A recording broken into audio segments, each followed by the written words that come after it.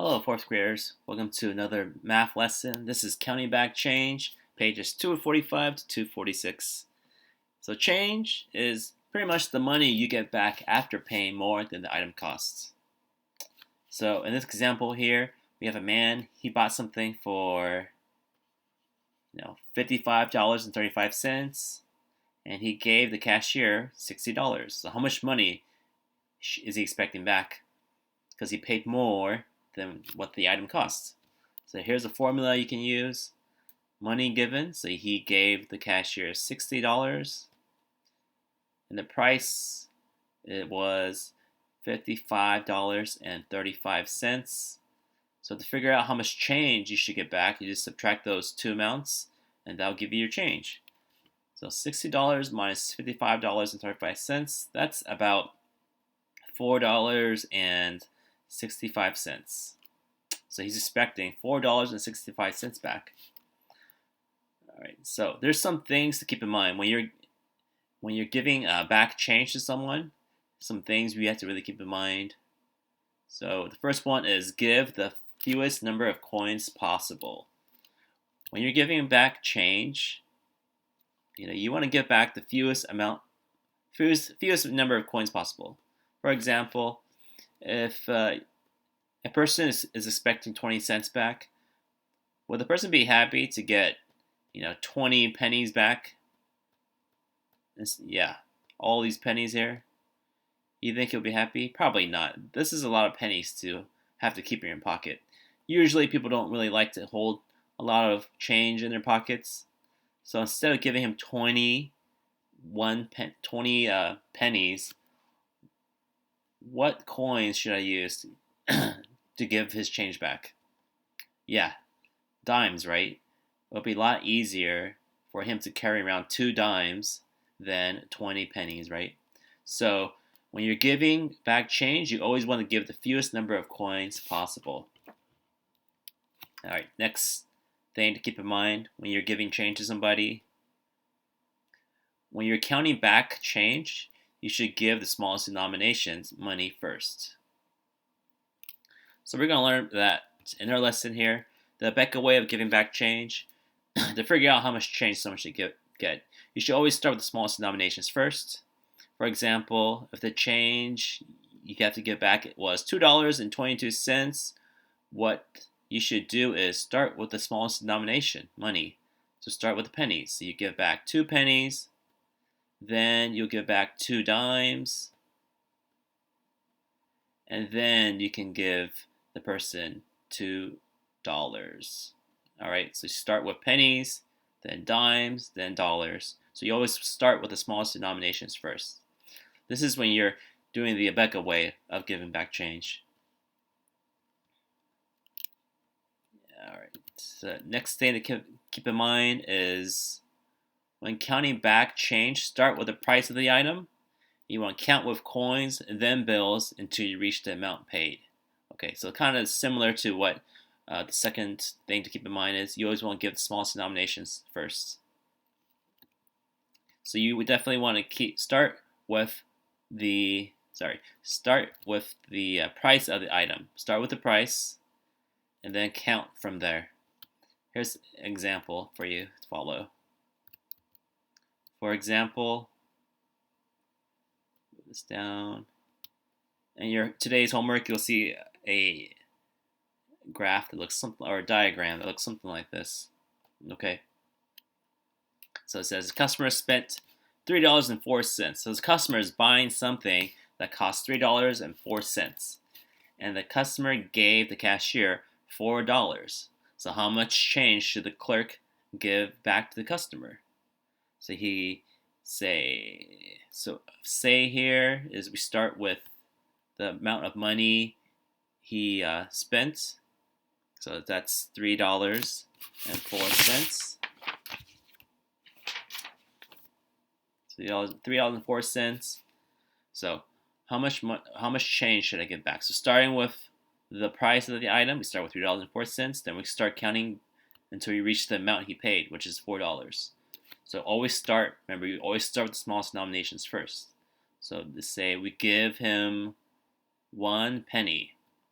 All right, so we could get that way. That way we could get to $3.05. So you always want to get to 5 cents or increment. First, you want to try to get to increments of 5, and then next, try to get into increments of 25.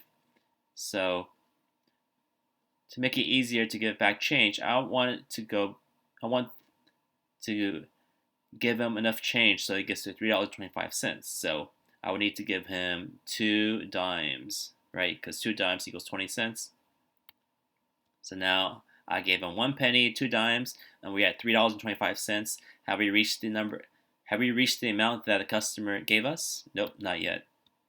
So now we have to figure out how many quarters should I give him so that I reach $4. Okay, so I'm 75 cents away. So I still need to give him 3 quarters, right? Because 3 quarters equals 75 cents. And now 75 plus 325 equals $4. All right, so take a look at this here. All right, let's figure out how much change is this. So that's 1 penny plus 2 dimes plus 3 quarters. So when you're counting up money, usually it's better to start with the largest amount and then count up. So 3 quarters equals 75 cents plus 2 dimes will give me 95 cents plus 1 penny will give me 96 cents. So this is 96 cents total, okay? Because it's 1 penny, 2 dimes, and 3 quarters. So if I add all this up, it would give me 96 cents. All right, let's see if we follow the things that we were supposed to keep in mind. So give the fewest number of coins possible. Am I giving him the fewest number of coins possible? Yeah, right? Because when I was giving him 20 cents to reach 325, I didn't give him 20 pennies, right? I gave him 2 dimes. Or I didn't give him 4 nickels, because that would be a lot more coins than he needs to carry, right? And so, yeah, when I wanted to give him back 75 cents, I used 3 quarters instead of using a bunch of smaller denominations. All right. So when counting back, give the smallest denominations first. Okay, we did that. When counting back change, start with the price of the item. We did it. And then we counted the coins count with coins then bills until you reach the amount paid. Yeah, so we started with coins first, right? We don't have any bills, but you can see here that we started with coins. All right, so that's pretty much it. So let's look at some of the problems in your math page.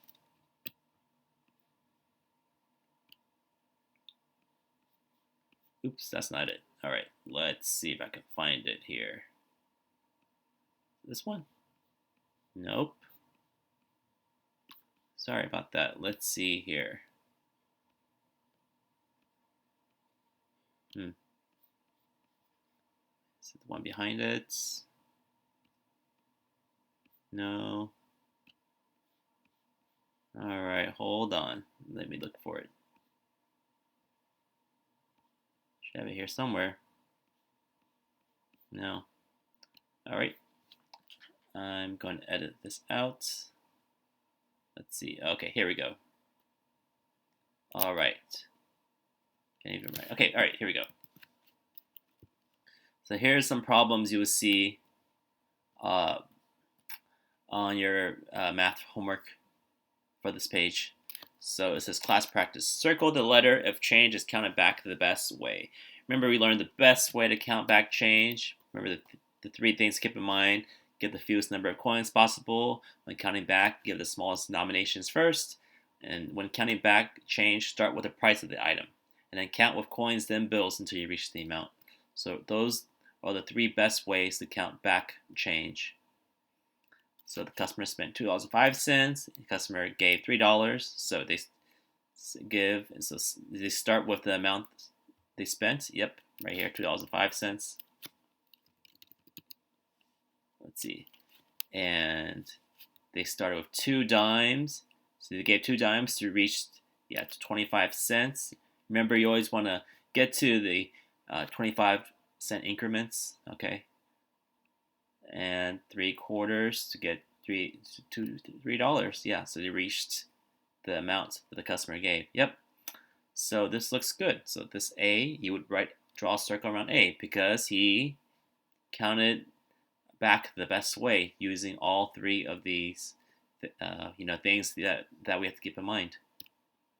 So just do the next one here. So 99 cents. Yeah, so he started with the amount the customer paid, and we're counting back until we get to $5. Okay, so he started with dollar bills first and then pennies. So remember, one of the best ways to count back change is start with the smallest denominations money first, right? Or count with coins, then bills. So did this person count? Did this person start with coins, then bills? No. He started with dollar bills, then coins. So is this the best way to count back change? No. So you wouldn't circle this one. So C, let's do C here. So the person spent $3.16 and he gave the cashier $4. So start with the amount of money. Yep, $3.16. We're counting back until we get $4. So they started with 4 pennies. Yeah, so that's a good idea to reach to some kind of whole, the nearest tenths place, right? So 4 pennies would be good. Now to give them 6 nickels, to give them 30 cents. So is 6 nickels the best way to give someone back 30 cents? No, right? What would be a better way? Can you guys think of a better way to give back 3 nickels? Maybe 30 cents instead of giving back 6 nickels? Yeah, right? 3 dimes would be much better. Okay. What about, sorry. So let's look at this one. So you got $3.50. Yep. Okay. So let's look at this one. So what would be better to get to give back 50 cents? Would it be to give back 5 dimes? No, right? 2 quarters would be a lot better. So we can see here that this person is giving back way too many coins, right? Yeah. Or instead of getting 3 dimes, you could have also given him 1 nickel and then 3 quarters, right? Yeah. Okay. All right. So that's it for today. How about you guys do this part by yourselves and see if the person is using, these 3 best methods to count back change. All right. So that's it for today. Take care.